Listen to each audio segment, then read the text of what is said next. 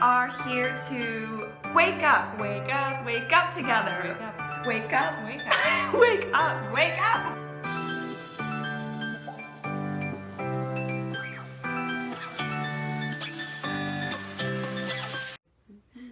Hello. Hello. I'm back. We're back.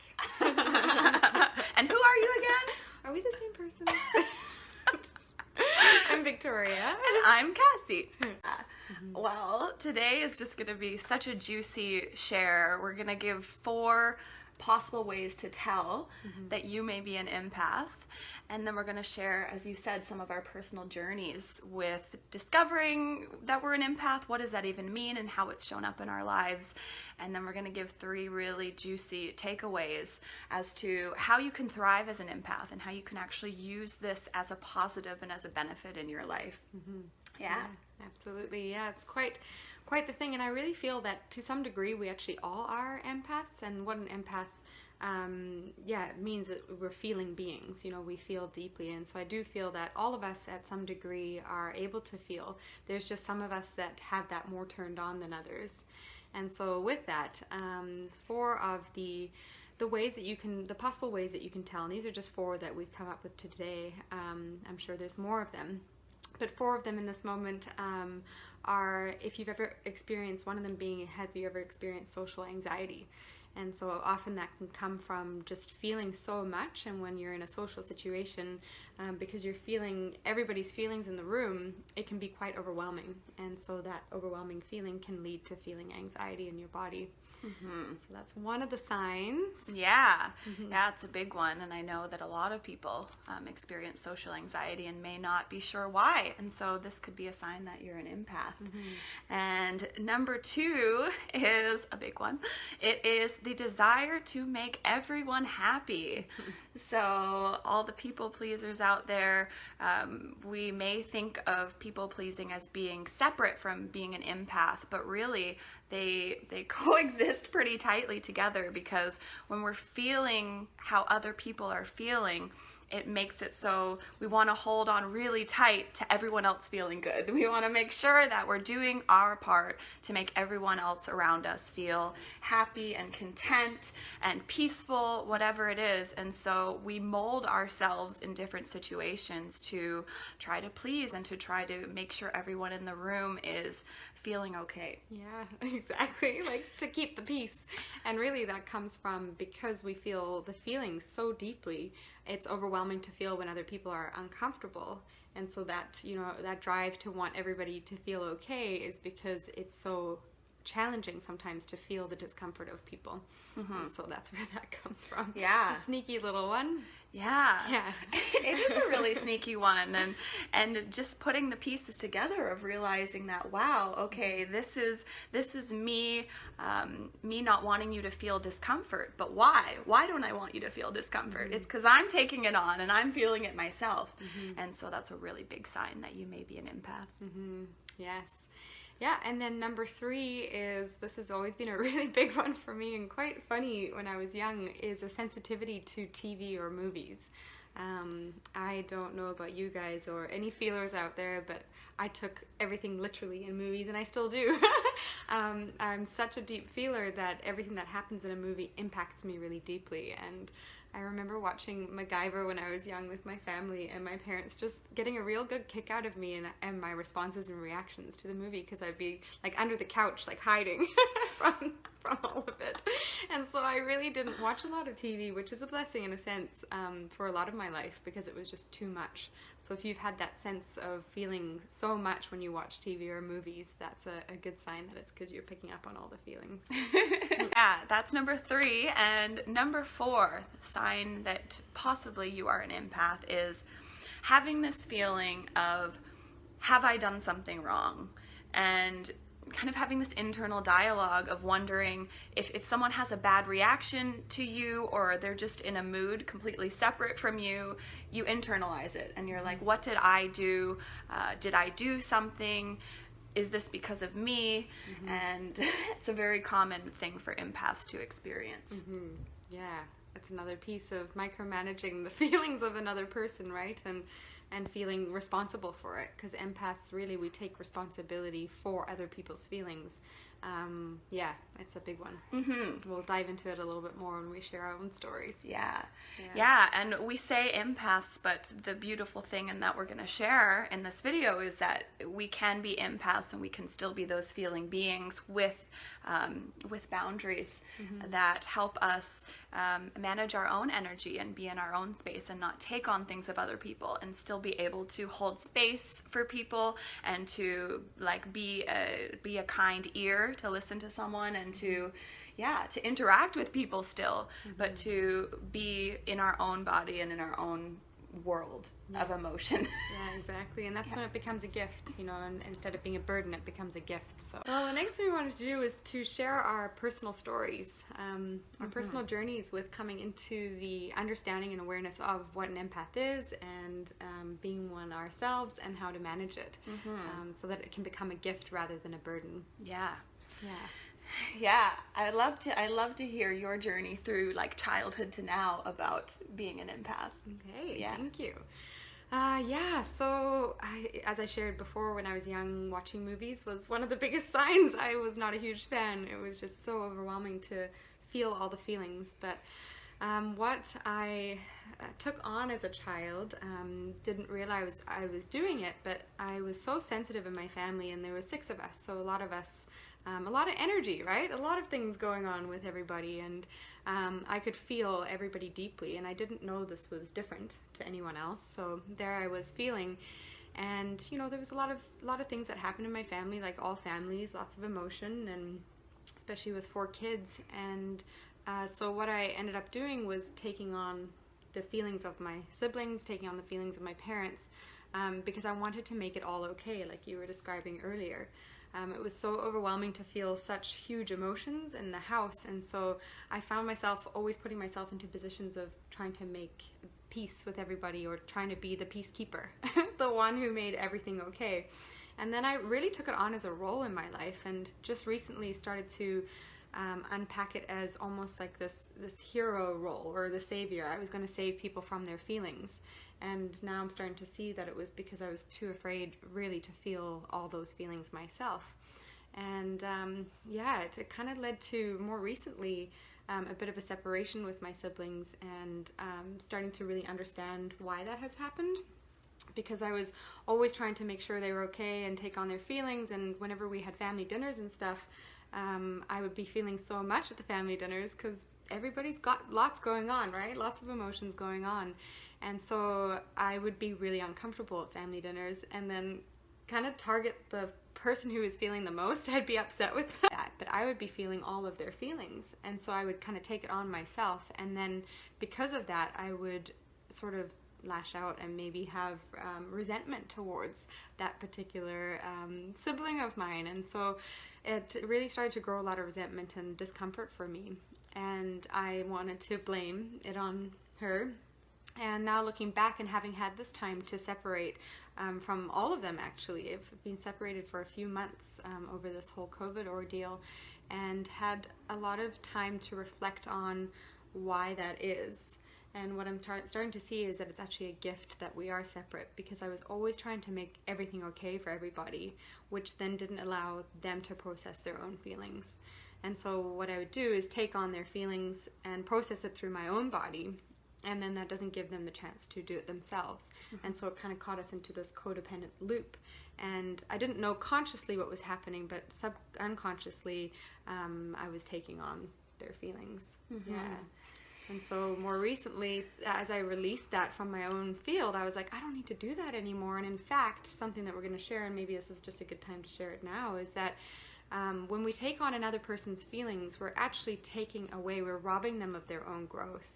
And I remember when someone said that to me, it's probably been the biggest thing that's impacted me in my whole going through this growth thing, is that as I was taking on other people's feelings and trying to help and make things better for everybody, I was actually taking away from their ability to grow from that feeling.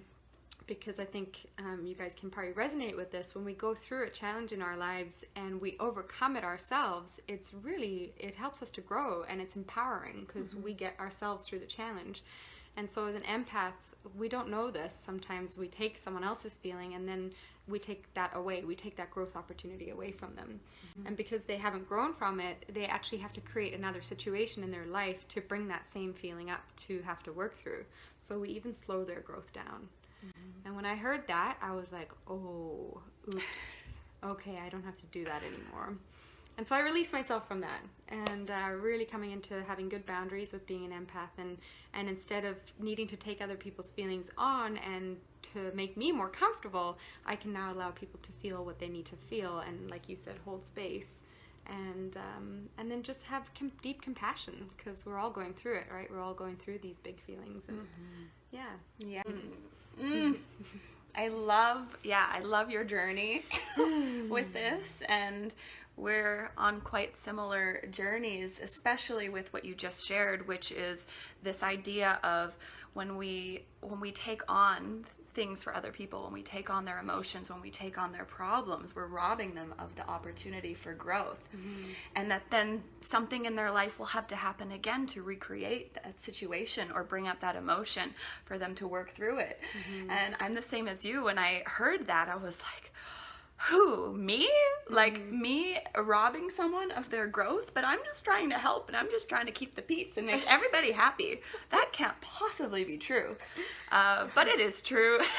And it's been a journey of discovering how to navigate that, how to navigate this almost incessant need since I've been little to like micromanage everybody's feelings around me and to make sure that everybody is okay.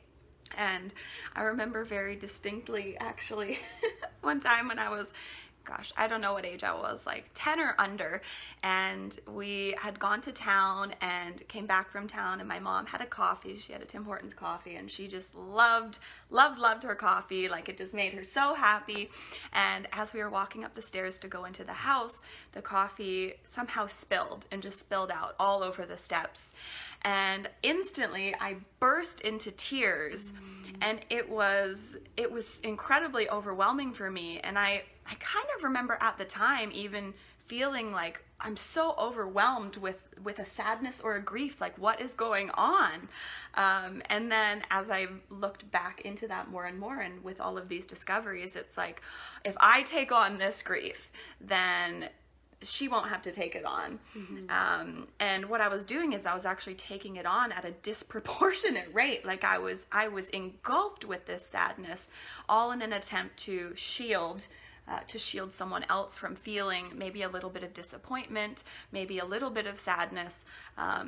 And that's really been a staple in my memory for how I've moved through the rest of my life, which has been to always be wanting to do that in various ways, to take things on for other people, and always projecting myself 3 steps ahead to make sure that everyone I'm going to be around, my friends, anyone I come into contact with, is going to be feeling good, that they're going to be okay, that they're not going to be going through any grief or processing anything or angry. And yeah, it's an unrealistic expectation. And just you sharing that, it's exhausting. I know, I'm getting tired just talking about it. Yeah. That's where we actually start to get shoulder pain as well. I don't know if anyone out there who is a feeler has had upper back pain or shoulder pain. It's really from taking that burden on, taking other people's burdens on, and you start to feel it in your upper back and shoulders. And so when we start to release ourselves from the need to play that role for people, then our backs, it's like, it takes the weight off. It's not our responsibility, so we can let that go. Right.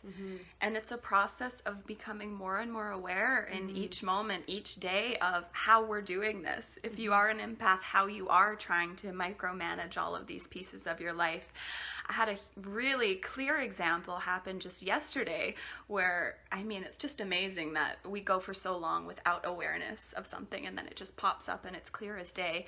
But my partner actually, I started to become aware that I was hesitating to share to share the bill amounts each month. So we split the bills and I pay for them through my account, and I noticed that I would be hesitating for days, maybe even more, to share this amount and say, hey, this is what you owe me for this, because I noticed that he would have some emotions come up when having to deal with finances or bills, and so I would be hesitating to share it with him. And so yesterday the same thing happened, and I verbalized it, and it became so clear to me for the first time that it wasn't my discomfort with his emotions. It was because I would then take on the emotions and try to take it from him, because I would always want the people around me to feel good and to not be feeling these lower emotions. And it was such a clear example of, okay, wow, so trying to shelter and protect and micromanage and almost like baby the people in our lives because we feel that we need to take on their emotions and things that they have to process. And it's just so interesting because we all have different triggers. And so I noticed that, like, I became very aware, like, this isn't a trigger for me. So why am I feeling so much emotion with this? Oh, I'm taking on someone else's emotion. Great. Yeah, it's amazing, and it's so important to become aware of this so we can really free ourselves and free each other from that responsibility that we've taken on. Yeah, and it can even come out in ways where you feel like you need to hide things from people, and that's because we are afraid of what the feeling is that they're going to have once we share that information. And I know that for myself, like, the longer I've hidden stuff from someone, it feels really awful, right? You want to be true and transparent and honest, but there's such a deep fear, at least for myself, in sharing information specifically with my partner as well, because I was afraid of the response, like the emotional response that I would have to then take on, and then I realized, oh my goodness, I don't need to take this on. It's not fair for me to hide things, and it's not fair for me to take things on. And so when I let go of that responsibility, I'm now able to be more honest and transparent and open, and then not take on those feelings, and we actually engage in a lot better way because of it. There's no hiding things and no craziness. Yeah. It's just mind-blowing that when you stop taking on people's emotions, then they actually get the opportunity to move through it and process it and come out the other side. Whereas if we take it on, then they don't get that journey, and things are a little bit more stagnant, and the energy hasn't really shifted. Yeah, super powerful.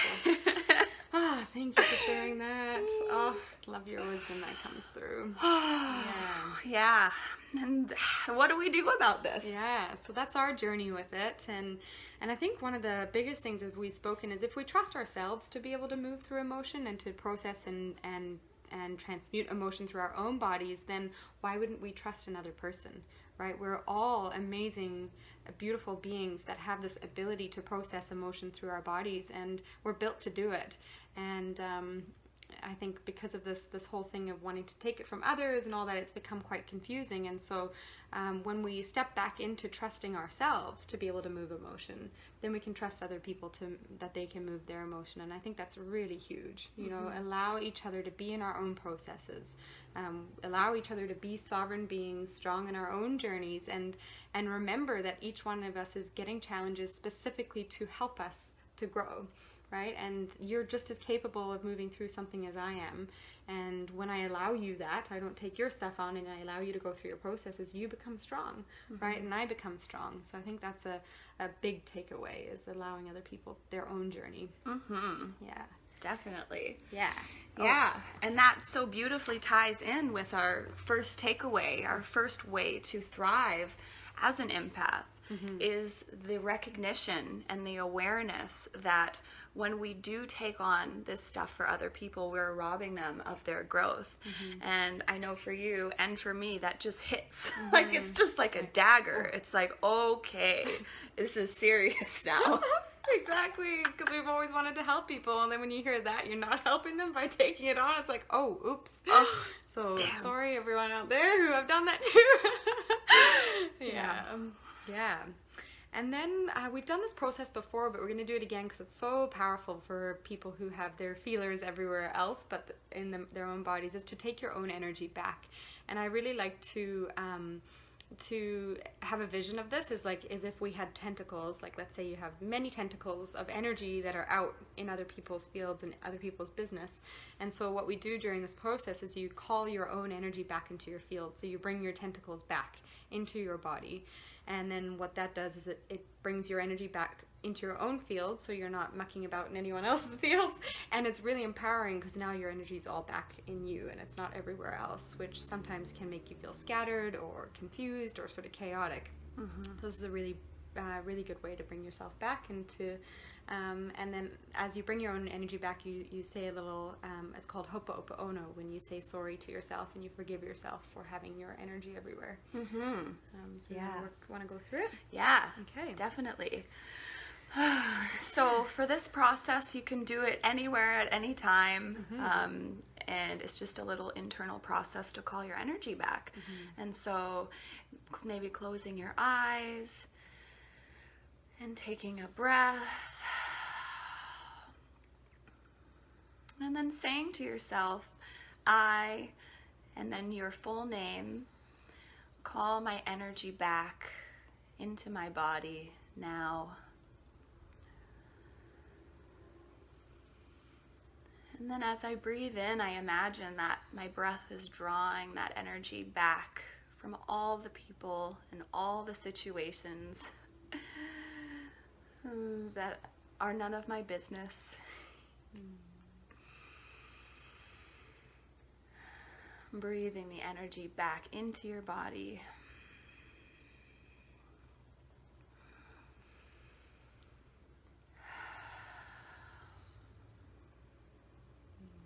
And following this up with the ho'oponopono. Ho'oponopono.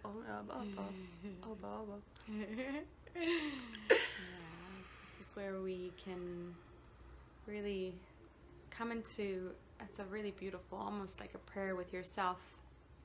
And it starts with, I'm sorry. And it's speaking to you, to yourself. I'm sorry. Please forgive me. Thank you. I love you. And you can repeat that 3 times. I'm sorry. Please forgive me. Thank you. I love you. I'm sorry. Please forgive me. Thank you. I love you.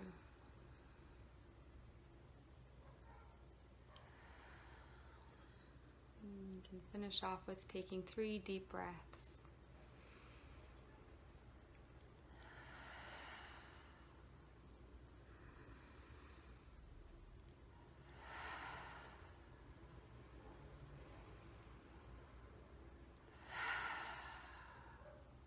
And just noticing any changes in the sensations in your own body. For anyone who's very sensitive, you might even feel your energy moving in your body. And the breath acts as a tool as well to release any emotion behind this and to bring your nervous system back into balance.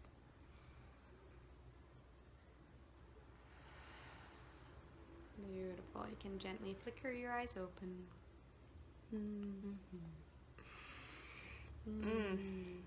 Thank you. Yeah, how did that feel for you? It felt really good.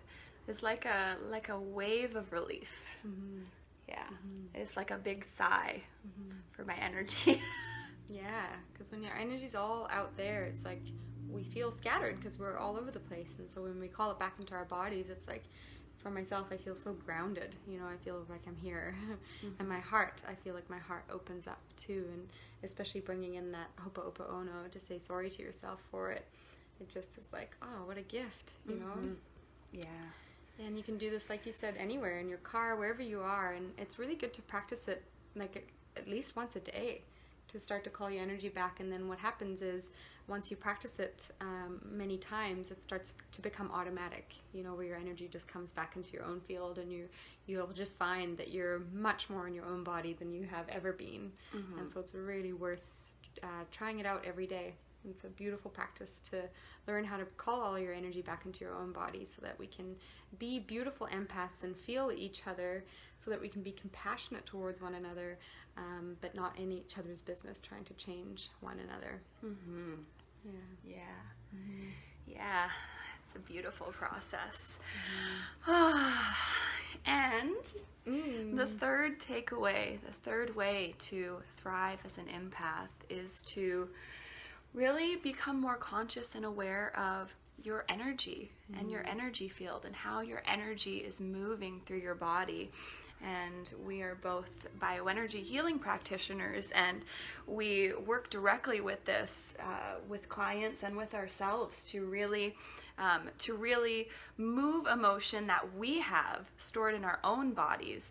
And when we free that and release that and ground that emotion, then we're less likely to be taking those emotions on from other people to try to move them through for others. Yeah, and it makes us a lot more clear, so that we come to know ourselves a lot better. Because what we do is, over our lifetimes, as we're picking up other people's energy, sometimes that can get blocked in the energy field. And so with bioenergy healing, we're actually taking that energy out of the field, so that your own energy can flow better throughout your system. And then what's happening is your body's constantly purging energy. It's constantly clearing energy all the time when it's free to do so. And so when we do feel other emotions in the field, we don't become as overwhelmed with them, because we're clear. And so then we don't need to take it on to clear someone else's energy, because we're not overwhelmed. You see, I think for empaths, it's because we get overwhelmed or anxious that we feel the need to take things on to clear it for other people. But when we're clear ourselves, we don't need to do that anymore. And then we can start to really discern what's what. Sometimes I used to get really lost in the sea of emotions, because it was like, what am I even feeling? What is mine? What is another person's? And so when we start to clear our own energy field from all of that, we can really discern our emotions versus someone else's, and then we can have better boundaries. Yeah, that's exactly what it is. It's our ability to feel what's ours and feel what's not ours, and really create healthy boundaries, so that we're able to be that safe space and be a compassionate ear without taking on someone else's growth. Yeah, exactly. Without needing to save or fix or be a hero. No need to be a hero. Need to be a hero. Except be your own hero. Yeah, this year it's time for us all to be our own heroes. Absolutely. And so for the month of January, yes, we have a very exciting offer. We are offering double sessions. So where the two of us actually work with you and work to clear your energy field of any of these emotions, memories that are stuck in the field, to return your body to physical health, emotional, mental balance. It's just really a whole body hug. Yeah, exactly. And it's super powerful when there's two of us working with one of you. It's just, there's something about three people coming together. It's really strong, and yeah, it's beautiful. Help you to become more grounded and feel like you're more in your bodies and more able to navigate these times that we're in. Yeah. So that is for the month of January. Super, super special deal for $80 for a double session with us. And that can be done in person or on Zoom. We can work with your energy, so depending on the circumstance. Yeah. So thank you all so much for being with us. We hope this helped. We're sure it did. It helped us, so thank you for letting us share it, and thanks for joining us. Yeah, thank you for joining us, and sending everyone lots of love. Lots of love.